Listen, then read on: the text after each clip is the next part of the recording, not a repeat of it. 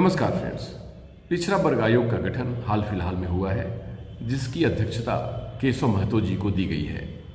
केशव महतो जी ने India TV online पर अपनी बातें आयोग से संबंधित रखी। आइए सुनते हैं उन्होंने क्या कहा। राज्य पिछड़ा वर्ग आयोग का गठन 25 जनवरी को विधिवत हो गया। उसके चेयरमैन श्री जोगेंद्र प्रसाद जी, पूर्व विधायक, उसके बाद समाज विज्ञानी सदस्य में मैं स्वयं केशव महतो कमलेश, उसके बाद 2 सदस्य जो हैं नंद किशोर मेहता जी और लक्ष्मण यादव जी। लक्ष्मण यादव लातेहार से आते हैं और नंद किशोर जी पिस्का नगरी से। ये अपने अपने समाज के बहुत ही जानकार व्यक्ति हैं। पूरी टीम का गठन हो गया। अब जो इनके उद्देश्य हैं, पिछड़ा वर्ग आयोग का जिन उद्देश्यों के लेकर गठन किया गया है, पूरे देश में हर स्टेट में ये आयोग है और ऑल इंडिया लेवल पर भी ये आयोग है। तो किसी भी पिछड़े वर्ग की जाति का सामाजिक, आर्थिक, शैक्षणिक अध्ययन करने के बाद वह प्रतिवेदन सरकार को देती है। तद अनुरूप सरकार जो है उस पर अपना निर्णय लेती है कि किसी, हम लोग अनुशंसा करते हैं आयोग से, उसकी मीटिंग करते हैं, उनके तथ्य को इकट्ठा करते हैं और उसके बाद उनके गांव में जाते हैं, उनकी सारी स्थिति उन लोगों से पूछताछ करते हैं। उनकी सामाजिक क्या स्थिति है, आर्थिक स्थिति क्या है, शैक्षणिक स्थिति क्या है, ये सारे चीज़ों का आकलन करने के बाद हम लोग प्रतिवेदन सरकार को देते हैं जी। सरकार उस पर कार्रवाई करती है जी। सर, बहुत बड़ी जिम्मेवारी है पिछड़ा वर्ग आयोग का, और इस बार मैं देख रहा हूँ कि 2024 का जो आम लोकसभा के चुनाव है, उसमें सभी पार्टियाँ पिछड़े वर्ग की राजनीति पे उतर आई है। पिछड़े वर्ग की राजनीतिक दृष्टिकोण को देख रही है कि राजनीतिक दृष्टिकोण से पिछड़े वर्ग को ज़्यादा से ज़्यादा हम अपने तरफ कैसे करें। ये बहुत बड़ी क्वायर है।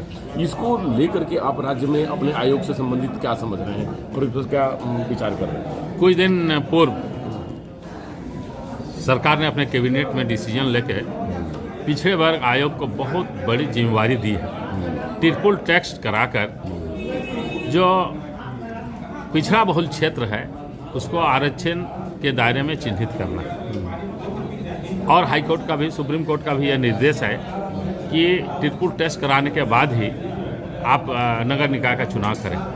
तो कल हम लोग पदभार लिए, सभी अध्यक्ष सहित सभी मेंबर। उसके बाद अभी तक हम लोगों के पास कोई चिट्ठी आई नहीं है उस संबंध में, लेकिन इसका जो मूलभूत काम है उस पर हम लोग धीरे धीरे अग्रसर हो रहे हैं। फिर हम लोग मीटिंग करेंगे। मीटिंग करने के बाद जो पेंडिंग केसेस हैं उसको देखेंगे और जिला में जा कर के, प्रखंड अंचल में जा कर के, सब जगह उसके गांव में जा कर के उसको हम लोग तहकीकात करेंगे और उस पर अपना मंतव्य देंगे जी। पिछड़ा वर्ग की जिम्मेवारी बड़ी है, क्योंकि उसमें खास करके छात्र और छात्राओं को मैं देखता हूँ कि तकनीकी शिक्षा की बहुत कमी है। तकनीकी शिक्षा के साथ साथ रोजगार के ट्रेनिंग या रोजगार परक एजुकेशन की जो कमी है वो भी देखी जा रही है। तो उसके लिए क्या आयोग कुछ एक्शन करेगी, सरकार के साथ बैठकर कुछ विचार करेगी? पिछड़े वर्ग के हित में, पिछड़े वर्ग के छात्र हों, किसान हों या जो भी व्यक्ति हैं, उनके हित के लिए सरकार को अपना मंतव्य और अनुशंसा देगी जो उन लोगों के हित की बात हो जी।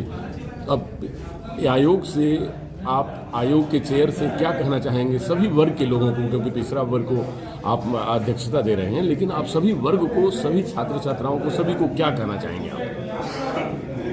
ये पिछड़ा वर्ग स्पेशली पिछड़े वर्गों के लिए बना है। जैसे अल्पसंख्यक के लिए अल्पसंख्यक आयोग है, आदिवासी के लिए अनुसूचित जनजाति आयोग है, हरिजन के लिए अनुसूचित जाति आयोग है। उस तरह अलग अलग जाति का उनके उत्थान के लिए, उनके सर्वांगीण विकास के लिए ये अलग से आयोग गठन किया गया है, ताकि उसके बारे, उनकी समस्याओं के बारे, उनके उन्नयन के लिए, उनके उत्थान विकास के लिए क्या क्या कारगर कदम हो सकते हैं। जैसे मुगीराल आयोग का रिपोर्ट अभी आप जानते हैं, मंडल आयोग का रिपोर्ट, ये पिछड़े वर्ग का आयोग का रिपोर्ट। तो उसी तरह से जब सरकार हम लोगों से मांगेगी तो इन सारे बिंदुओं पर हम लोग अपना रिपोर्ट देंगे जी।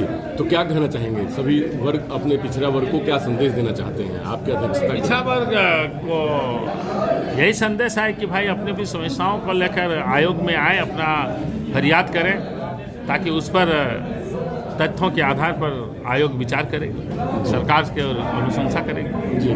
फ्रेंड्स, इंडिया टीवी ऑनलाइन की वीडियो को लाइक करें, शेयर करें, सब्सक्राइब करें। धन्यवाद। डॉक्टर अनु शर्मा के साथ।